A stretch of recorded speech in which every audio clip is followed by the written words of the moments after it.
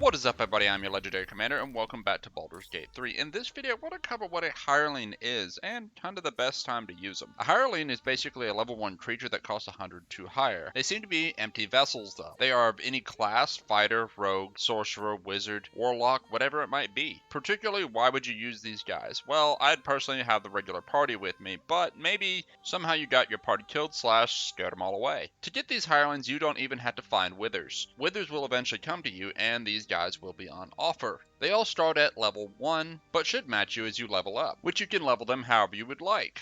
You can even change their classes. Mine actually stopped at level 11, needing just a little more XP to push it over the edge. In theory it should have matched levels, but I have seen Gale level up before me. You are limited to having 3 of these at one time, whether they are in your party or just waiting around at camp. Now, you can rotate through them, but you have to dismiss one of your hirelings to have a new one. Something else to take note of is if your party is full, you can't hire a hireling. Though, if you have at least one empty slot, you can hire them up to the 3. When you max out your 3, if you dismiss one, anything in their inventory goes back to you. Now, sending them back to camp is not the same thing as dismissing them.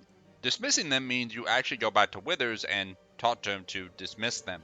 If you send them to camp, they just go back to camp, and should be found near Withers.